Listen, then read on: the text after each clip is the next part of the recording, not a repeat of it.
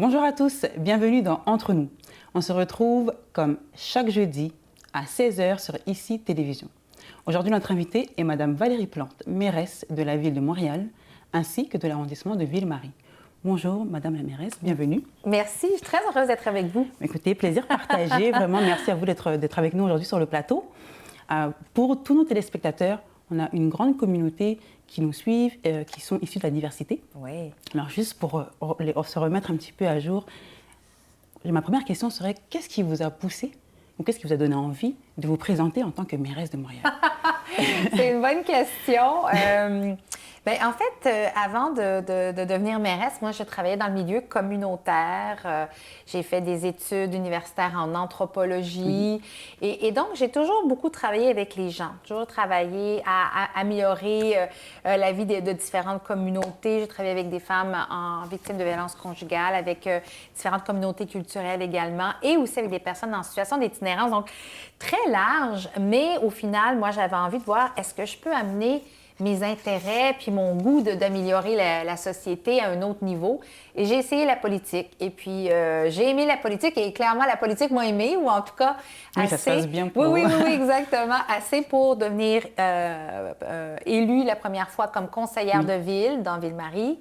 Et ensuite, devenir la chef de mon parti politique qui s'appelle Projet Montréal.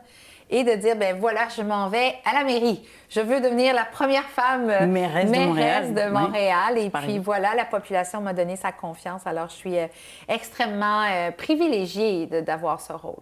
Est-ce que c'est peut-être, c'était une vocation, vous direz? Est-ce que c'est quelque chose que vous avez toujours aspiré à faire? Est-ce que, si je peux me permettre, est-ce que vous avez peut-être de la famille dans le monde politique qui vous a peut-être donné cette première touche ou pas du tout? Pas du tout, en fait. Pas du tout, non, pas du tout. J'ai toujours été une personne politisée, donc lire les journaux, m'intéresser à la société. Je me suis toujours intéressée aux débats sociaux, évidemment, à qu'est-ce qu'on fait avec les personnes aînées, comment, comme société, on se positionne par rapport au changement climatique. Je me suis toujours intéressée à ça. Mais jamais je me suis dit, moi, mon rêve dans la vie, c'est d'être mairesse de Montréal. Non, c'est jamais arrivé, mais c'est vraiment, j'ai envie de dire, ma conviction profonde de vouloir amener mes valeurs. Moi, ce qui me motive comme politicienne, c'est vraiment tout ce qui touche transition écologique, mais la notion aussi d'équité sociale.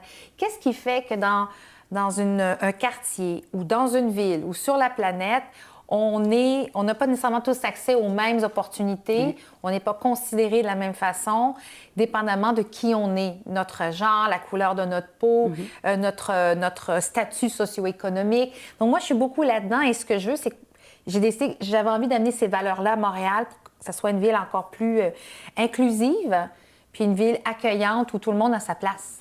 Est-ce que, à ces moments-là, justement, donc au début, au moment de la première élection, est-ce que vous y croyez que c'était possible? Parce qu'on s'entend quand même, vous êtes devenue la première mairesse de Montréal. Donc, c'était pas juste, il n'y avait pas qu'un seul défi, là.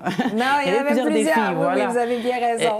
Est-ce que vous y croyez à ce moment-là où vous vous êtes dit, on verra, ou non, j'y crois que c'est le moment peut-être pour... j'y croyais. Oui, j'y croyais.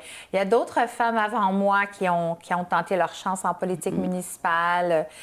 Puis on avait aussi une première ministre au Québec. Donc je me disais, je pense qu'on est dû, mais encore une fois, je savais que le pari était pas simple parce que non seulement je suis une femme, mais c'est aussi cette idée de bagage très communautaire. Hein. Je ne suis pas avocate, je ne suis pas médecin, je ne suis pas économiste. Donc, j'arrive avec un bagage plus en sciences humaines qui est tourné vers l'humain, qu'on voit moins souvent en politique. Alors, je me disais, est-ce que les gens sont prêts pour Valérie?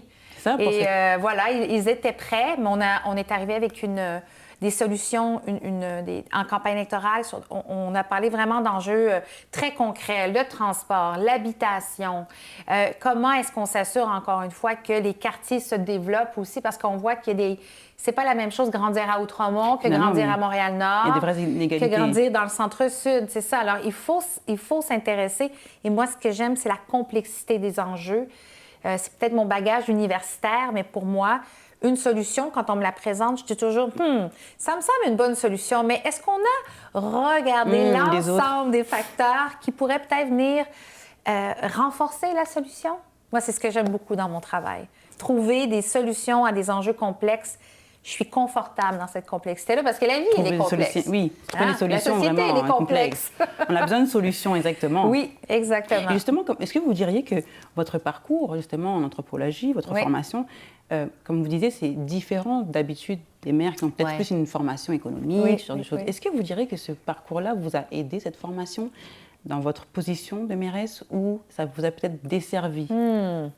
Bien, moi, je considère que ça m'a aidée parce que quand on étudie l'anthropologie qui s'inscrit dans les sciences humaines, c'est un peu d'histoire, c'est un peu de sociologie, c'est une discipline où on n'existe pas tout seul. Il faut travailler avec d'autres disciplines pour trouver une solution.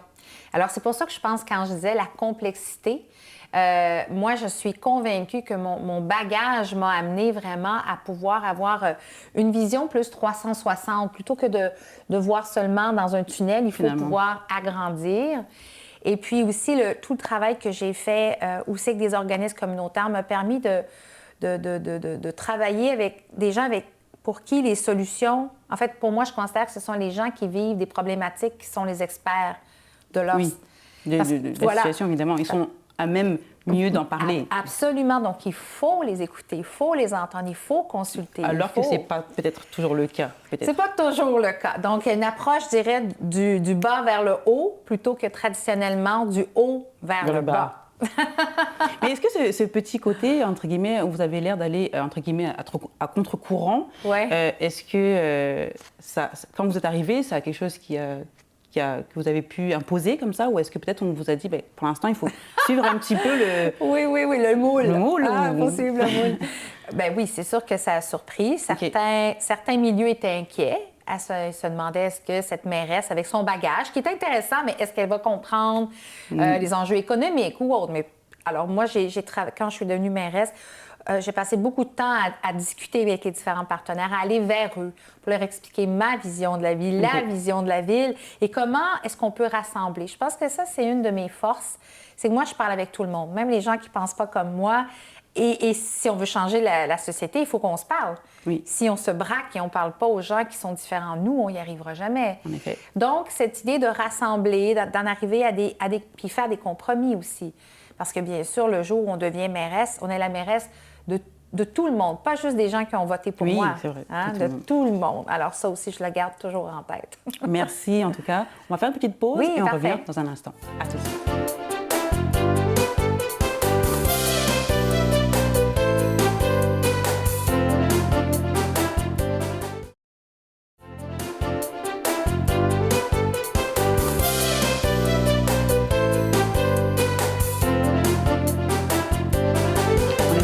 Entre nous, toujours sur ICI Télévision.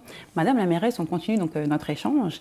Et je voudrais juste mentionner un point. L'opération, en fait, Grand Ménage a commencé il y a quelques jours, en fait, pour redonner toute sa beauté à notre belle ville de Montréal. Mais qu'est-ce que ça implique exactement pour, justement, les Montréalais et les Montréalaises? C'est une bonne question parce que l'hiver, là, on le sait, il y a la neige, donc des opérations de déneigement, mais souvent, à cause des vents et autres, il peut y avoir des détritus, il peut y avoir comme les poubelles, ou c'est plus sale. Puis il y a aussi tout le sable qui s'accumule dans les rues, sur les trottoirs. Alors, l'opération Grand Ménage, c'est toujours une fois qu'il n'y a plus de neige. Ça commence en général le 1er avril, ça dure 6 semaines dans tous les arrondissements, et c'est vraiment que les camions balais vont enlever toute la petite roche là, sur les trottoirs, dans les rues. Ensuite, on va arroser, on va nettoyer carrément les trottoirs également. On fait un blitz pour ramasser, bien sûr, toutes les poubelles, mais souvent, malheureusement, il y a des gens qui vont faire des dépôts sauvages. C'est-à-dire, ils ont un vieux divan, puis ils le laissent dans un coin. Ça, c'est malheureux, puis bien sûr, il ne faut pas faire ça. Mais on va faire un blitz pour faire du ramassage. Et si jamais il y a des citoyens qui voient d'ailleurs qu'il y a un amas de vidange ou des meubles, ou peu importe, là, qui sont sur le trottoir ou sur un terrain vague, appelez, faites le 311 pour nous le signaler. Parce que pour nous, on a des yeux et des oreilles, mais en même temps, des fois, on peut en échapper. Et puis, je dis toujours aux citoyens, passez un petit coup de balai sur son bout de trottoir ou son entrée aussi. Ça ne va pas faire de mal. Ça ne fait pas de mal. On jase avec les voisins, puis ça rend la ville plus jolie. C'est une belle opération, en tout cas, qui a lieu au bon moment, comme on dit, nettoyage de printemps. Exactement. Donc, pendant 6 semaines, un nettoyage qui va vraiment redonner une belle couleur à la ville. Prête pour l'été. Pour l'été, parfait. Oui, ça qu'on va, ça- attend, donc qu'on on attend attend. impatiemment, vraiment. Je pense qu'on est tous impatients d'avoir des températures Oui, un peu c'est plus vrai. chaudes. Justement, ce grand ménage, j'ai l'impression qu'il va un peu avec... il va dans le courant, en fait, de... comment dire ça? Une envie, un besoin qu'on a, c'est de faire de Montréal une ville plus verte et plus agréable. Absolument. Donc, ce que vous Oui. avez mentionné dans un récent communiqué, c'est un peu un de vos objectifs. Oui, oui. Comment on va faire pour arriver à cet objectif-là? Ben oui, parce que quand on parle d'environnement, de transition écologique, ça passe par plein de gestes, évidemment, le compostage, le recyclage, tout ça. Mais il y a aussi les espaces verts. Puis non seulement les espaces verts, ça permet à notre territoire d'être plus résilient. Hein. Les parcs, c'est comme des éponges, si on veut, mais c'est aussi pour la qualité de vie, Oui. la qualité de l'air des En citoyens et effet. citoyennes. Puis je le disais tantôt que c'est pas pareil d'un coin à l'autre. Il y a des endroits dans la ville où on a de grands et beaux OK. parcs. Puis dans d'autres coins, il n'y en a pas assez. Puis moi, je veux changer ça. Donc, l'idée, c'est à chaque fois qu'on a l'opportunité, on achète des terrains, soit pour les transformer en parcs, ou sinon, ça peut être pour du logement social, mais on est beaucoup, beaucoup axé vers les parcs. On a acquis beaucoup de terrains pour faire le Grand Parc de l'Ouest. OK. Et là, on veut faire la même chose dans l'Est, un grand parc de l'Est, parce que, justement, on voit qu'il n'y en a pas assez Ça d'espace manque vert vraiment, là-bas. Oui, puis on l'a vu pendant la pandémie, tout le monde allait dans les parcs. Donc, on voit, je pense que les Montréalais, Montréalaises ont réalisé pendant la pandémie à quel point on en avait besoin. Puis Ça combien ils sont manquait. attachés à leur Oui. parc. Le petit parc où on va jouer avec les enfants, les grands parcs, le Mont-Royal, le parc La Fontaine, le parc de la Visitation ici plus au nord, le parc d'Onsic. Donc, tous les grands espaces verts qui sont importants, puis il faut en prendre soin. Ils font quand même partie aussi, quand même, clairement, comme vous dites, de la vie de quartier, de Oui. la vie de Montréal. C'est Donc, comme un peu même notre cour arrière, des fois. Oui. Hein, c'est pas tout le monde. Peut-être on a juste un balcon, on va on au peut parc, aller faire au le parc en pique-nique. famille, rencontrer nos C'est proches, nos ça. amis. Exactement. Donc, vous disiez que c'est quelque chose que vous voulez vraiment que ça change, ces Oui. inégalités. Est-ce que c'est quelque chose qu'on peut peut-être espérer voir? Vous direz Ah, à absolument. court terme, à moyen terme? Ah à long oui, oui, terme? oui, oui. Puis c'est déjà, là, c'est mon deuxième mandat. Donc, depuis le premier mandat qu'on achète des terrains, il y a des sommes, plusieurs millions de dollars qui sont à même notre budget OK. pour le faire. Des fois, comme je dis, c'est des tout petits terrains, puis des fois, ce sont de très grands. Mais pour moi, Montréal, c'est une ville qui est extrêmement verte, comme on a la chance. C'est sûr que je pense au Mont-Royal, qui est un peu Oui. notre poumon, mais il ne faut absolument pas négliger les espaces verts aussi dans les quartiers. C'est absolument essentiel. Donc, je peux vous garantir que dans le budget... Ça fait il y a- partie, Ah oui. Des OK, choix très bien. stratégiques. Et j'ai remarqué, en fait, depuis le 28 mars, qu'on a eu, en fait, le déploiement, on va dire, d'une opération qui s'appelle Montréal sans plastique. Donc, l'interdiction du plastique à Oui, usage unique oui. est interdite depuis le 28 mars à Montréal. Qu'est-ce que ça veut dire pour le petit Montréalais, petite Montréalaise qui prend qui va peut-être arriver à son café ou à son entreprise? Exactement. Puis, Exactement. Qu'est-ce que qu'est-ce que ça veut dire? Comment ils vont remarquer ça, Oui, voir c'est ça? ça. Bien, en fait, c'est un gros changement. Oui. On est la première, oui, on est la première ville qui fait ce geste-là et qui accompagne aussi les restaurateurs et les commerçants. Parce les que pour eux entreprises, parce aussi, que c'est une grosse c'est beaucoup. transition. Absolument. Donc, je parle vraiment, là, quand on va chercher son mets préféré puis qu'il y a des ustensiles en plastique, le contenant en styromousse, Oui. tout ça... C'est tranquillement, terminé. est en train de disparaître. OK. Donc, on est chanceux parce que, on est chanceux. Les technologies ont évolué. Maintenant, il y a des ustensiles en bois. Oui. Et puis ça Comme peut les être. pailles, il y aura plus oui. de paille en plastique. Et il n'y ça aura va plus de en paille. Non, papier plus de paille. maintenant, là, C'est ça, exactement. OK. Il y a aussi des contenants maintenant là, qui sont. On peut mettre au compost. C'est comme du carton, mais ou plutôt que le styromousse. Donc, il existe des options, mais on veut accompagner, bien sûr, les entreprises là-dedans. Mais c'est vraiment important parce que pendant longtemps, on disait aux citoyens, il faut recycler. Hein? Oui. Mais maintenant, ce qu'on se rend compte, c'est qu'il faut réduire OK. à la source. C'est-à-dire, encore aujourd'hui, il y a trop de choses qui se retrouvent au dépotoir qui vont prendre 100 ans, 200 ans, 300 ans à se décomposer. C'est trop long. Alors là, on se dit, plus de plastique à usage unique, mais on fait une transition, évidemment. Donc, évidemment, j'imagine qu'il y a un temps d'adaptation pour finir les stocks, pour que les gens s'habituent à ça. Oui, mais je vous dirais que dans quelques mois, une fois que la transition est faite, il va y avoir des amendes pour les restaurateurs, par exemple, qui ne vont pas se conformer. Mais comme je vous dis, il y a toute une stratégie. On leur dit pas, on va pas arriver chez eux, bien sûr, bing, du jour au bang, lendemain. non, c'est ça. On veut vraiment. Mais en général, les restaurateurs et autres, ils comprennent pourquoi aussi. C'est sûr que il faut qu'il y ait des choix économiques, hein, c'est-à-dire il faut que ça soit intéressant pour eux aussi, parce que le plastique, entre autres, ou le styromousse, l'avantage, c'est que ça coûte pas cher. Oui. Donc, il faut avoir des produits qui, eux, vont être recyclables, mais qui vont être aussi abordables pour les restaurateurs. Parfait. Écoutez, merci beaucoup. On va faire une autre petite pause. On se retrouve juste après. Ne bougez pas.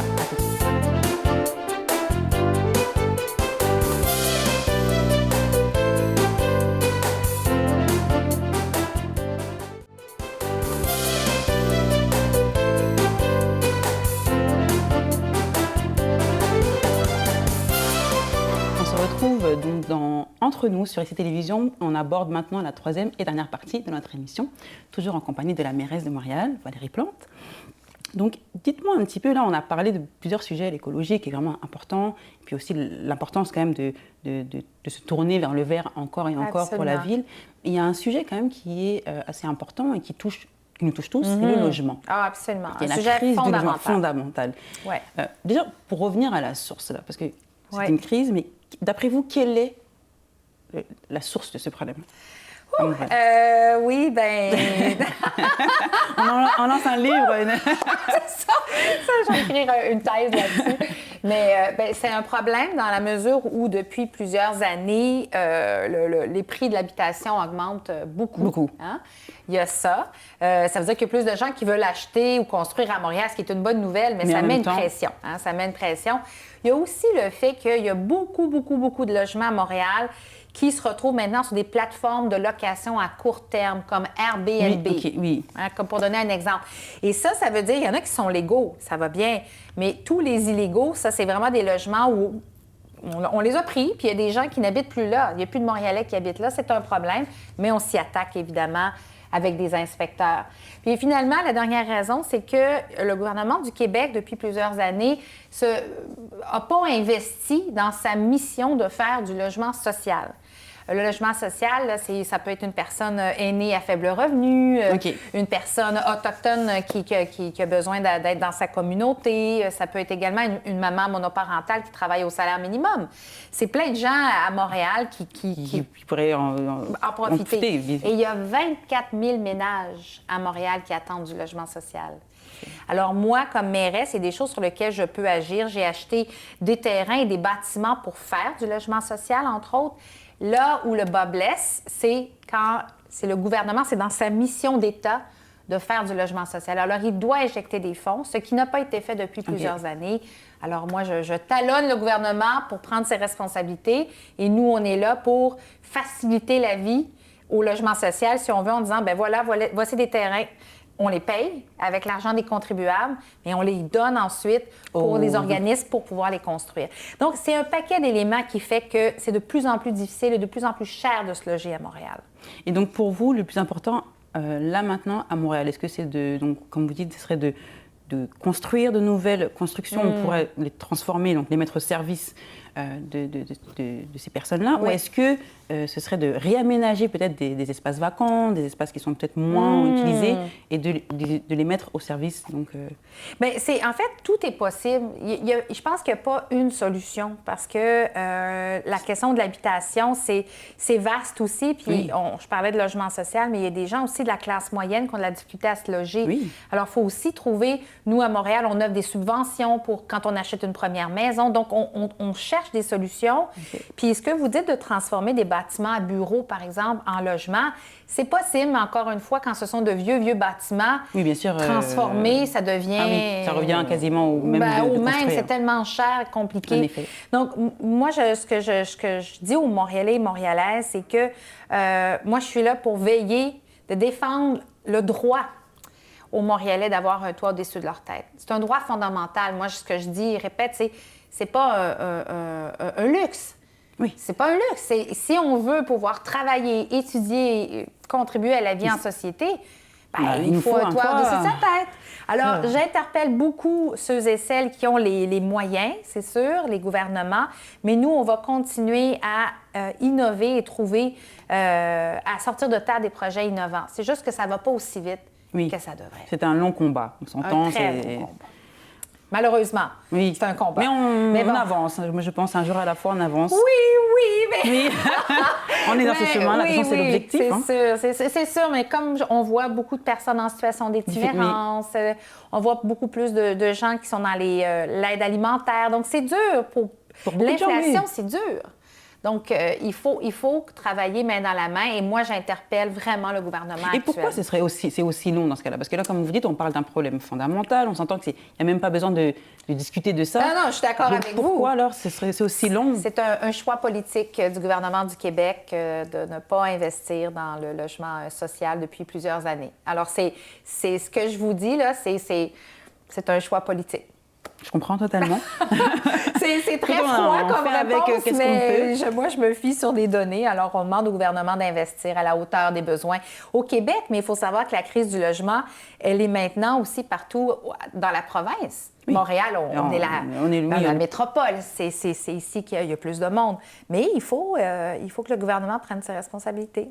Et justement, on a parlé tout à l'heure du Airbnb. Oui. On a vu certaines situations tragiques qui sont passées dernièrement. Absolument. Qu'est-ce qui va être mis en place? Quelles sont les mesures pour qu'on puisse un petit peu plus, on s'entend que ça ne sera pas fait en un jour, comme on dit, mais pour réglementer un petit peu plus l'Airbnb? C'est assez technique, donc je vais pas trop rentrer là-dedans, mais ce que je peux dire, c'est que avec le gouvernement du Québec, on a travaillé avec eux pour resserrer la loi pour que les propriétaires ou les illégaux ne puissent plus afficher leur logement. Alors ça, c'est très bien. Ça, c'est très, très bien. Ça va nous aider à faire des inspections et à pouvoir vraiment attraper, justement, les illégaux. Parce que les illégaux, comme je disais, non seulement ils prennent des logements qui pourraient être pour des Montréalais. Donc, ils prennent des logements qui sont pas eux, tout simplement, ils les mettent en location. Absolument. Ben, en fait, c'est ça. Ils disent, moi, j'ai un logement et puis... Voilà, tu peux le prendre. Exactement. Et en plus, c'est de l'évasion fiscale parce qu'ils ne déclarent pas les revenus commerciaux. Donc, on est perdant. On est perdant sur toute la ligne. Alors, on doit pouvoir attraper ceux qui ne se conforment pas à la loi. Puis sinon, nous, à la Ville de Montréal, on augmente les inspections pour non seulement les illégaux, mais on veut aussi s'assurer au niveau des inspections. Parce que ce qu'on a vu de ce qui s'est passé dans le Vieux-Montréal, c'était... on va attendre le rapport de la coroner, mais il semble y avoir eu... le propriétaire privé ne semble pas avoir respecté certaines normes de sécurité, incendie et autres. Alors, nous, ce qu'on veut faire à la Ville de Montréal, c'est augmenter, faciliter, faire en sorte qu'un propriétaire doit se conformer. Puis s'il ne se conforme pas, on y enlève son permis. Je comprends, totalement. Merci en tout cas d'avoir été avec nous aujourd'hui. Merci d'avoir répondu à nos questions, madame. Ça m'a fait extrêmement plaisir. Merci à vous. On arrive déjà à la fin de cette émission. Merci d'avoir été avec nous aujourd'hui. Merci pour votre fidélité chaque semaine, chaque jeudi à 16h. On se retrouve donc la semaine prochaine pour une nouvelle émission d'Entre nous sur ICI Télévision. À bientôt.